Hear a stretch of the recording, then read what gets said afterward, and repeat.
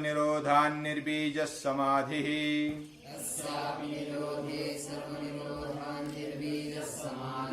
तस्यापि निरोधे सर्वनिरोधान् निर्बीजः समाधिः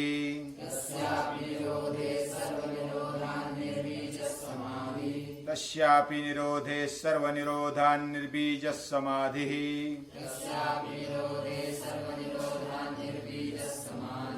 तज्ज संस्कारोऽन्यः संस्कार प्रतिबंधी तज्ज संस्कारोऽन्यः संस्कार प्रतिबंधी तस्यापि निरोधे सर्वनिरोधान् निर्बीजः समाधिः तस्यापि निरोधे सर्वनिरोधान् निर्बीजः समाधिः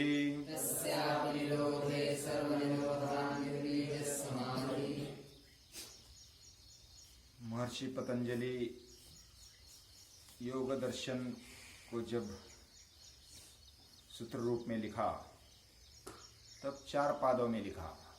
पाद यानी कदम, और वह 4 पाद में पहला पाद है समाधि पाद।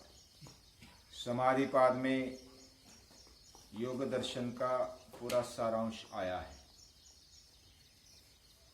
और योग का जब आरंभ किया जाता है तब से योग की व्याख्या बताई, योग का स्वरूप बताया, वृत्तियां बताई, वृत्तियों का निरोध कैसा करे वो भी बताया, अभ्यास और वैराग्य से। अभ्यास क्या है, वैराग्य क्या है, ये भी बताया, और उसका परिणाम जो समाधि है वो भी कितने प्रकार की है, अलग अलग प्रकार कितने हैं वो सभी बताया।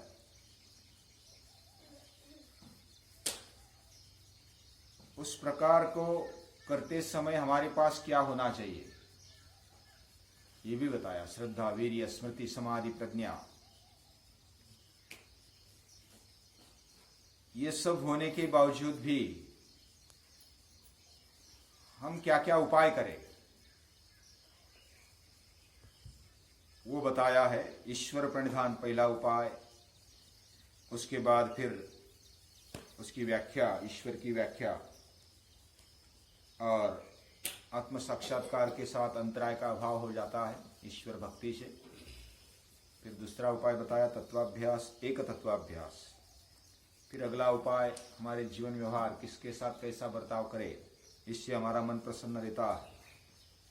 फिर कपालभाति यानी कि प्रच्छन्न विधारणाभ्याम व प्राणस्य, ये प्राणायाम भी जबरदस्त है।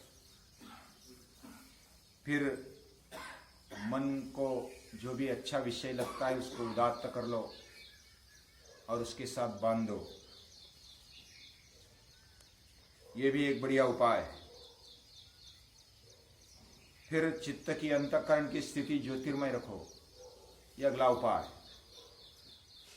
और फिर वीतरागी जो है उसका साथ लेना चाहिए, उसके साथ रहना चाहिए, सुसंगति होनी चाहिए। फिर स्वप्न निद्रा, उसके ज्ञान का आलंबन करने से हमारा चित्त प्रसन्न हो जाता है। और जो भी इसके अलावा भी हमारे जीवन में जो भी उपाय हम कर सकते हैं वो कर सकते हैं, ऐसा बताकर इस चित्त को इतना पावरफुल बनाना है, वश में करना है कि उसके कारण छोटे से लेकर बड़े चीज तक उस पर हम एकाग्र करते हुए उसको वश कर सकते हैं। इतनी ताकत चित्त में होती है। जब चित्त शुद्ध बनते बनते उसकी वृत्तियां क्षीण हो जाती है, पूरा स्वच्छ हो जाता है। तो इस अवस्था का वर्णन किया है कि वो स्फटिक मणि जैसा है, और जिधर विषयों में, इंद्रियों में, मन में, या तो चित्त का जो मूल स्थान है आत्मवृत्ति, आत्म शक्ति, उधर वो जहां उसको हम लगा दे वही वो तद्रूप हो जाता है और वही समापत्ति है। पहली जो समापत्ति यानी समाधि है वो शब्द अर्थ और ज्ञान के विकल्पों से और उसकी संकीर्णता से तद्रूप होने पर आती है। फिर शब्द अर्थ ज्ञान निकल जाता है और उधर अर्थाकारता आ जाती है, उधर हमारी स्मृति परिशुद्ध हो जाती है, स्वरूप शून्यता आती है और अर्थमात्र निर्भास ऐसी स्थिति आ जाती है। और वो समापत्ति निर्वितर्क बन जाती है। जब स्थूल विषय पर हम एकाग्र होते हैं तब वो सवितर्क है और उसी में हम तद्रूप बन जाते हैं तो वो निर्वितर्क हो जाती है। यानी जब बाह्य आलंबन लेते हैं तो सवितर्क है और तद्रूप बन जाते हैं तो वो निर्वितर्क है। वैसा ही विचारों में सविचार निर्विचार में समझना चाहिए, लेकिन वो सूक्ष्म विषय पर होती है। सूक्ष्म विषय पर जब हम एकाग्र होते हैं तो सविचार समाधि में चले जाते हैं और वही विचारों में तद्रूप हो जाते हैं तो निर्विचार समाधि में चले जाते हैं। वही सविचार या तो सवितर्क संप्रज्ञात के लेवल पर मानी जाती है और निर्वितर्क और निर्विचार ये असंप्रज्ञात के लेवल पर मानी जाती है।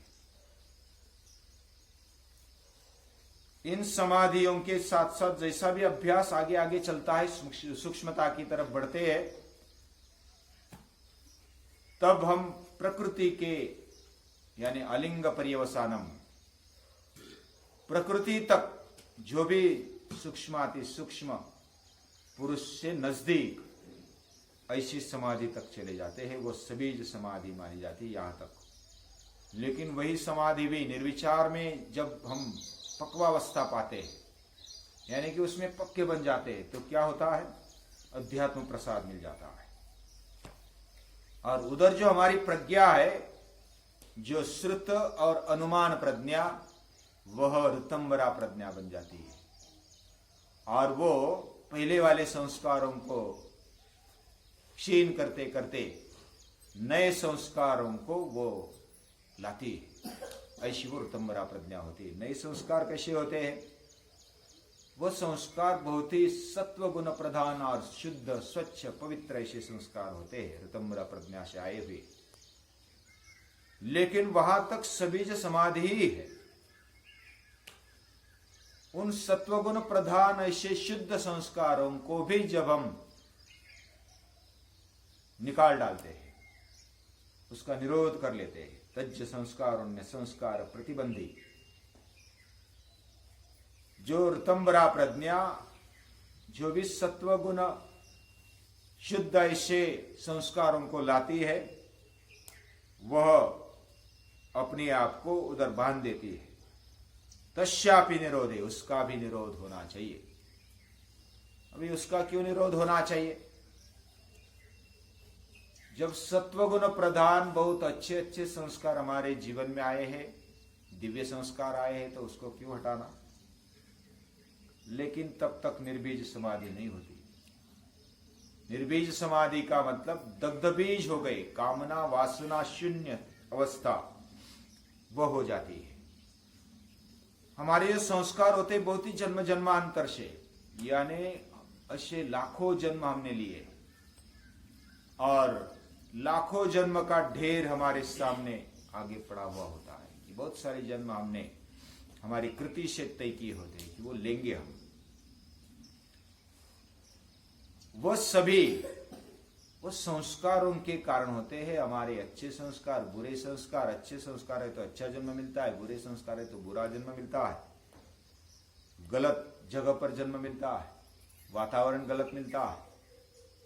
तो ऐसे अवस्थाओं में हमारे संस्कार बहुत ही अंदर तक चले जाते हैं, यानी सुप्त मन में वो बैठे हुए होते हैं, वो जल्दी निकलते नहीं और वो सबीज समाधि तक बने रहते हैं। निर्विचार समाधि भी आ जाए, निर्वितर्क समाधि भी आ जाए, तब भी वो बने रहते हैं। उसमें विशारदता भी प्राप्त करे, ऋतंबरा प्रज्ञा भी प्राप्त हो, तब भी वो बने रहते हैं। इतने वो गहरे, जैसे आइसबर्ग होता है। मन की गहराई कितनी है? फ्राइड को पढ़ेंगे तो पता चलेगा कि मन का बहुत थोड़ा भाग हमें समझने को मिलता है और बहुत सारा भाग ऐसा है वो समझ ही नहीं पाते, इतना वो गहरा होता है। तो इसलिए पूजनीय दादाजी कहते हैं उसको जिधर से निकाला उधर डाल दो। गीता भी कहती है मय्ये मन आदत्स्व मयि बुद्धि निवेशय, यानी कि मन बुद्धि को मेरे में डाल दो, यानी जिधर से भगवान ने हमें मन बुद्धि दी है तो उसमें डाल दो।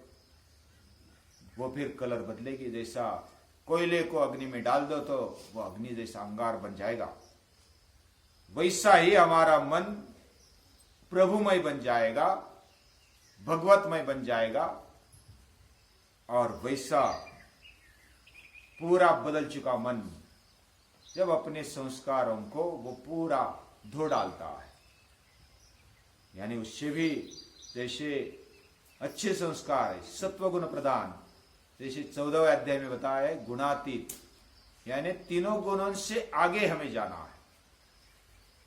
वह हमारे हथियार है, साधन है। ये प्रकृति के गुण है, 3 गुण, त्रिगुणात्मक प्रकृति होती है और तीनों गुणों को लांग कर जो गुणातीत हो जाता है वह निर्बीज समाधि तक पहुंच सकता है।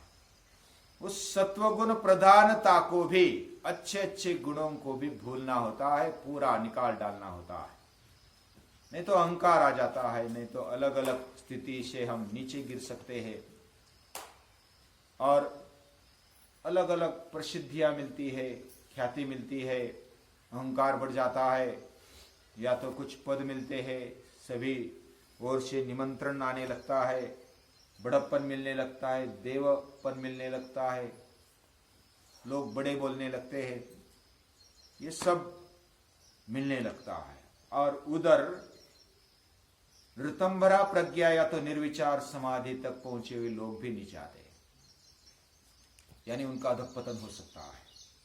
लेकिन जब उसका भी निरोध करके जो गुणातीत होता है, सत्वगुण प्रधान जो भी अवस्था है उससे भी आगे जाते हैं, वे अपनी अवस्था को, अपनी चित्त वृत्तियों को निरोध करते भी है, वह निरुद्ध अवस्था है। जैसे हमने कल देखा कि चित्त की 5 अवस्थाएं हैं। पहली है मूढ़, दूसरी है क्षिप्त, तीसरी है विक्षिप्त, चौथी है एकाग्र और 5वीं है निरुद्ध। निरुद्ध अवस्था ये वहां तक पहुंचे हुए लोगों को मिल पाती जिसने अपने बीजों को दग्ध किया है, उसको दग्ध बीज माना जाता है।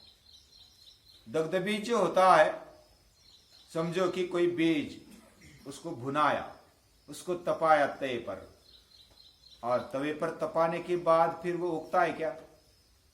समझो बीज को ले लिया, वैसा ही बो दिया सूखा हुआ बीज, तो वो अंकुरता है। लेकिन जब वही बीज भुनाया, अग्नि के ऊपर जरा भुनाया, ओवन में या तो कुछ ऐसे तवे पर उसको जला डाला आधा, तो वो दग्ध बीज हो जाता है, यानी उसका अंकुर फिर निकलने की क्षमता नहीं रहती। ऐसी अवस्था में वो निर्बीज अवस्था मानी जाती है और इसलिए वासना के, कामना के अंकुर उधर फूटते नहीं। हमारे अंदर भी जो भी शरीर में ऐसी अवस्था तक हम चले जाते हैं, ब्रह्मचर्य का जो अच्छी तरह से पालन करते, उनका बीज भी दग्ध बीज हो जाता है। वह अपने वीर्य को ऊर्ध्वरेतस बनाते हैं और ऊर्ध्वरेतस बनाते हुए ब्रह्मवर्चसी बन जाते हैं। जैसे हमारे वैदिक प्रार्थना में बताया, ओम आप ब्रह्मन ब्राह्मणो ब्रह्मवर्चसी जायताम, वो ब्रह्मवर्चसी बन जाते हैं, ब्रह्मतेज युक्त उनका जीवन बन जाता है। उनका वीर्य, उनका जो रेत होता है वो ऊर्ध्वरेतस बन जाते हैं और पूरे दिमाग में, पूरे शरीर में, उनके निश्चय में, उनके प्रामाणिकता में, उनकी निर्भयता में वो दिखता है। और ऐसे जो है वो निर्बीज समाधि तक पहुंचे हुए होते हैं, यानी कि सत्वगुण प्रधानता की अवस्था के पार, उस पार वो चले जाते हैं और उधर मन बुद्धि उन्होंने समर्पित की हुई है। ऐसी स्थिति को निर्बीज समाधि बोलते हैं। अब तक हमने समाधिपाद के बारे में सुना, हमारी अल्प बुद्धि से हमने जानने का प्रयास किया हम अभ्यास कर रहे हैं। हमारे जीवन का विकास हो, हमारी मन बुद्धि का विकास हो, शुद्धि हो, इसके लिए हम अभ्यास कर रहे हैं। हमारे साथ साथ YouTube पर देखने वाले भी कोई दर्शक है, वो भी अभ्यास कर रहे हैं और वे भी निरंतरता से सुन रहे हैं। यानी कि हम अपना अभ्यास कर रहे हैं, खुद अपना अपना अभ्यास कर रहे हैं। उसमें अगर कोई त्रुटि है तो वो मेरी है, क्योंकि मेरा अभ्यास इतना नहीं है। जितना भी अभ्यास है मैं बताता हूँ, आप भी अभ्यास कर सकते हो। और अब कल से हम अगले पाद को वंदन करेंगे, पूजन करेंगे। उसका नाम है साधन पाद।